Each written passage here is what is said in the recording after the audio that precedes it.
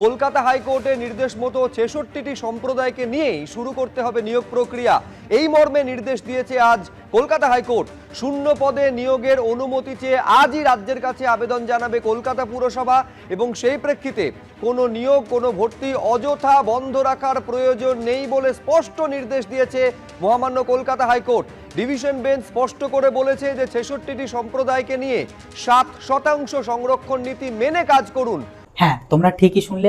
আজকে আমাদের কলকাতা হাইকোর্ট থেকে বলা হয়েছে যে রাজ্যের বিভিন্ন যে প্রক্রিয়া, ভর্তি প্রক্রিয়া থেকে শুরু করে নিয়োগ প্রক্রিয়া যা কিছু থমকে রয়েছে এই ওবিসিটার জন্য, সেই সমস্ত কিছুকে নির্দেশ দেওয়া হয়েছে যে তারা যেন ৬৬টা যে শ্রেণী রয়েছে ওবিসি সেইগুলোকে নিয়েই তারা যেন প্রসিড করে ফার্দার প্রসেসগুলোতে। এবার তোমরা তাহলে বলবে যে ৬৬টা শ্রেণী বলতে কোনগুলো, বা তাহলে আলটিমেটলি ডাব্লিউবিজেই রেজাল্ট কবে আসতে পারে, জেনপাসের তাহলে কি খবর, বা ডাব্লিউবি ক্যাপের আমি ফর্ম ফিল আপ করতে যাচ্ছি কলেজ অ্যাডমিশনের জন্য, তো আমি ওবিসি হিসাবে ফর্ম ফিল আপ করবো কি করবো না, সমস্ত কিছু ডাউটস আমি ক্লিয়ার করে দেবো আজকের এই ভিডিওটাতে। ভিডিওটা কিন্তু খুব গুরুত্বপূর্ণ হতে চলেছে প্রত্যেকের উদ্দেশ্যে, কাজেই সবার সাথে কিন্তু ভিডিওটা অবশ্যই শেয়ার করে দেবে যাতে কেউ এই ইনফরমেশনটা মিস না করে।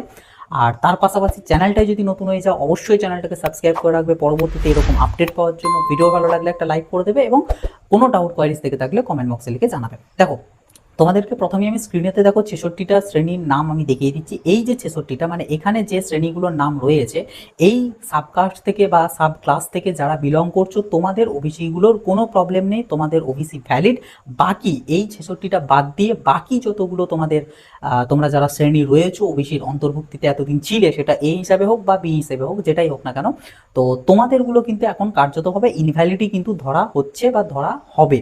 তো তোমরা কোনো কিছুর ফর্ম ফিল আপ করতে গেলে বা কোনো কিছুতে কিন্তু ওবিসি হিসাবে এখন আপাতত নিজেকে দাবি করতে পারবে না, কারণ এখন কোর্ট থেকে বলা হয়েছে ওই ৬৬টা শ্রেণীকেই ওবিসি হিসাবে মান্যতা দেওয়া হবে এবং সেটার হিসাবেই বাকি সমস্ত মানে যে প্রক্রিয়াগুলো আটকে রয়েছে সবগুলোকে কন্টিনিউ করা হবে। ওকে, এবং এটা আমাদের গত মে মাসেতেই এই জিনিসটাই বলা হয়েছিল, বাট স্টিল তবুও একটা অন্যান্য প্রসেসের জন্য বিষয়টা হচ্ছিল, সেই প্রসঙ্গে আর যাচ্ছি না। যেটা মোদ্দা কথা সেটা হচ্ছে আজকের তোমরা প্রত্যেকেই জানো অনেকেই যে ১৯ তারিখ অর্থাৎ আজকে আমাদের ওবিসি সংক্রান্ত মামলা নিয়ে একটা হিয়ারিংয়ের ডেট ছিল। তো হিয়ারিংয়ের আজকের এটাই হচ্ছে মূল কনক্লুশন বা মূল বক্তব্য, যে হাইকোর্ট থেকে স্ট্রিক্টলিভাবে স্পষ্ট জানিয়ে দেওয়া হয়েছে যে যা কিছু আটকে আছে তারা চাইলে বা তারা যেন সেই সবগুলোকে যেন ফার্দার তাদের যে প্রসেস রয়েছে, যেটা যেই প্রসেসই থাকুক না কেন সেটাকে যেন কন্টিনিউ করে এবং ওই ৬৬টা শ্রেণীকে নিয়ে। এবার তাহলে এক এক করে আসবো। প্রথম যদি আসি ডাব্লিউবিজেই, দেখো ডাব্লিউবিজেইদের সমস্ত কিছু কমপ্লিট, তোমাদের ফর্ম ফিল আপ থেকে শুরু করে সব কিছু কমপ্লিট, শুধু রেজাল্ট এখন ডিলে হচ্ছিল এটার জন্য। তো রেজাল্টের যেটা বিষয় সেটা হচ্ছে আগামী ২২শে জুন তোমাদের কিন্তু ডাব্লিউবিজেই ২০২৫-এর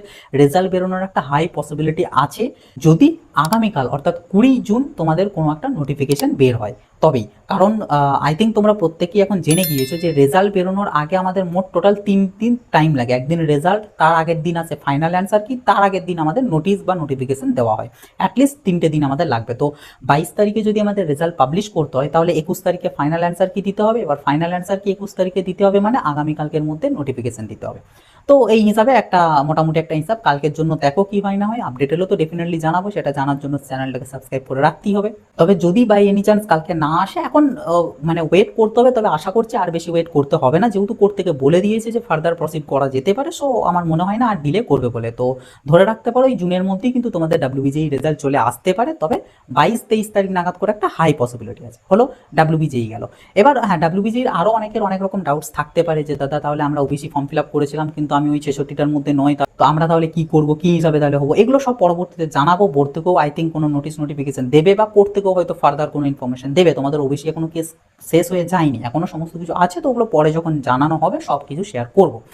এবার যদি আসি জেনপাস বা এনএম জিএনএম প্রসঙ্গে, দেখো তোমাদেরও কিন্তু ফর্ম ফিল আপ বা এক্সাম ডেট এগুলো সব কিছু কিন্তু পিছিয়ে গিয়েছে বা কোনো রকম কোনো কিছু জানানো হয়নি, শুধুমাত্র এই ওবিসি সংক্রান্ত কেসটার জন্যই। তো যেহেতু এটা বলা হয়েছে, তো আশা করছি তোমাদেরও এই জুন মাসের মধ্যেই বা জুলাইয়ের ফার্স্ট উইকের মধ্যেই তোমাদের জেনপাসের বা এনএম জিএনএম এর একটা কোনো ইনফরমেশন আশা করছি চলে আসবে, এবং হয়তো বা জেনপাসের আমাদের রেজিস্ট্রেশন বা ফর্ম ফিল আপও শুরু হয়ে যেতে পারে।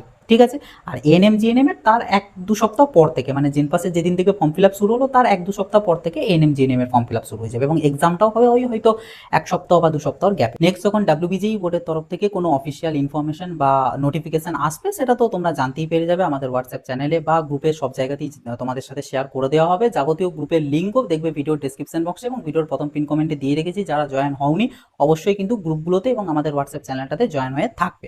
এবার যদি আসি ডাব্লিউবি ক্যাপের কথায়, তোমরা প্রত্যেকেই জানো যে আজকের থেকে কিন্তু আমাদের ডাব্লিউবি ক্যাপের থ্রু যে অ্যাডমিশন প্রসেস প্রক্রিয়া তা কিন্তু অলরেডি শুরু হয়ে গিয়েছে। এবার ওখানেও কিন্তু ওবিসি বিষয়টা রয়েছে। তো ওখানে যেহেতু তোমরা এখন ফর্ম ফিল আপ করছো, তোমাদেরকে আমি এখানে রেকমেন্ড করব তোমরা যে সমস্ত ক্যান্ডিডেটরা ওই 66টা, যেটা আমি আবার একবার স্ক্রিনে দেখিয়ে দিচ্ছি, এই 66টা ব্যতীত যারা রয়েছে ওবিসি হিসাবে এতদিন ছিলে, তাদেরকে বলবো বেটার হয় তোমরা জেনারেল হিসাবেই ফর্ম ফিল আপটা করো। কারণ পরে কি প্রবলেম হবে না হবে কিন্তু কিছু বলা যাবে না, কারণ এখন যেহেতু ওই 66টা শ্রেণীকে নিয়েই বেশি জোর দেওয়া হচ্ছে, সো তোমাদেরকে কিন্তু কোনো কিছু গ্যারান্টি নেই যে তোমাদের কি হবে না হবে।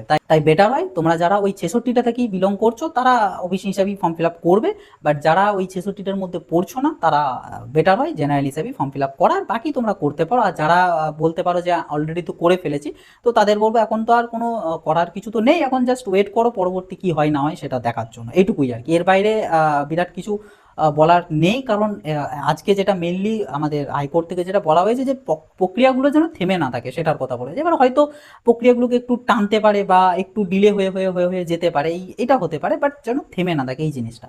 তো এটা গেল। তো মোটামুটি তোমাদের যে সমস্ত স্তরের ক্যান্ডিডেটরা এখন কনফিউশনের মধ্যে ছিলে, তাদের প্রত্যেকেরই অ্যান্সার তোমরা পেয়ে গিয়েছো যে কি হতে চলেছে। এবং ফাইনালি আবার একবার জানিয়ে রাখি, ডাব্লিউবিজেই 2025-এর কিন্তু এই জুন মাসের মধ্যেই কিন্তু তোমাদের রেজাল্ট বেরিয়ে যাওয়ার একটা প্রবল সম্ভাবনা রয়েছে। ইভেন তোমাদের আগামী 22 বা 23 জুন নাগাদ করে কিন্তু রেজাল্ট বেরিয়ে যেতে পারে। আবারও বলছি, তখনই বেরোবে যদি আগামীকাল বা পরশুদিন এরকম নাগাদ করে যদি কোনো নোটিফিকেশন আসে, এবং নোটিফিকেশন এলে সেখানে তো তোমরা দেখতেই পেয়ে যাবে, ওখানে ক্লিয়ারলি মেনশন করাই থাকবে যা কিছু। হ্যাঁ, এখানে হয়তো অনেক একটা জিনিস বলতে পারো যে আমরা তো ডাব্লিউবিজেই যখন ফর্ম ফিল আপ করেছিলাম আগের বছর নভেম্বর মাস নাগাদ করে, তখন তো এই সকল জানি না আমরা ফর্ম ফিল আপ করে ফেলেছি, তো তাহলে আমাদের কি হবে? দেখো, আবারও বলে রাখি, তোমাদের কি হবে না হবে এখন কোনো কিছু কিন্তু বলা যাবে না। যখন ডাব্লিউবিজেই থেকে নোটিফিকেশন দেবে, দেখো এই বিষয়টা যে শুধু তোমরা ফেস করছো তা নয়, বোর্ডও কিন্তু জানে বিষয়টা। তো যে কারণে আশা করি বোর্ড থেকে হয়তো কোনো রকম ব্যবস্থা নেওয়া হবে। লাইক অন্যান্য বছর তো ক্যাটাগরি চেঞ্জের আমাদের অপশন দেওয়া হয় না কাউন্সেলিং রেজিস্ট্রেশনের সময়, এবারে হয়তো সেটা এনাবেল করতে পারে বা সেটা হয়তো চেঞ্জ করতে দিতে পারে, যে যারা ওইরকম করেছিল তারা যেন জেনারেল হিসেবে করে নাও, আর যারা ওবিসি ছিল তাদের ওবিসি থাকবে, এরকম হতে পারে। অল্টারনেট অনেক কিছু হতে পারে, বাট কি হবে না হবে আলটিমেটলি এখন থেকে প্রেডিক্ট করা বা বলা কিন্তু সম্ভব নয়। ওকে, তো এই আর কি বিষয় ব্যাপার। আশা করছি যে যে জিনিসগুলো আমি তোমাদেরকে বলতে চাইলাম বা বোঝাতে চাইলাম সমস্তগুলো আমি বোঝাতে পেরেছি এবং তোমরাও বুঝতে পেরেছো। সো এটুকুই বলবো, প্যানিক করার একদম কোনো কারণ নেই, সব ধৈর্য ধরে রাখো। ঠিক আছে, আস্তে আস্তে সব প্রক্রিয়া শুরু হয়ে যাবে, চাপ নেই। তোমাদের জেনপাসের কথা যদি বলি, মোটামুটি পুজোর আগে ধরে নাও তোমাদের কিন্তু এক্সাম কমপ্লিট হয়ে কাউন্সেলিংও হয়তো শুরু হয়ে যেতেও পারে, বা কাউন্সেলিং হয়তো ওই টাইমটা করেও চলতে পারে, কারণ পুজোর টাইমেও কিন্তু কাউন্সেলিং হয়। ঠিক আছে, হয় না এমনটা নয়, পুজোর টাইমেও কিন্তু কাউন্সেলিং হয়। তো এরকম একটা পুরো ওভারঅল ব্যাপার স্যাপার হতে পারে। ডাব্লিউবিজেই তো আগস্টের মধ্যেই কাউন্সেলিং কমপ্লিট হয়ে যাবে, মোটামুটি এটা ধরে রাখতে পারো। ওকে, তো যাই হোক, এই ছিল আর কি আজকের ভিডিও, এবং খুব গুরুত্বপূর্ণ একটা আপডেট। প্রত্যেকের সাথে কিন্তু ভিডিওটা অবশ্যই শেয়ার করে দেবে যাতে কেউ এই আপডেটটা মিস না করে।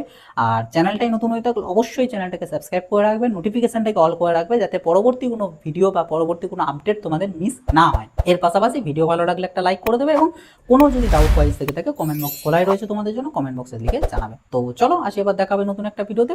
সকলে ভালো থাকবে, সুস্থ থাকবে।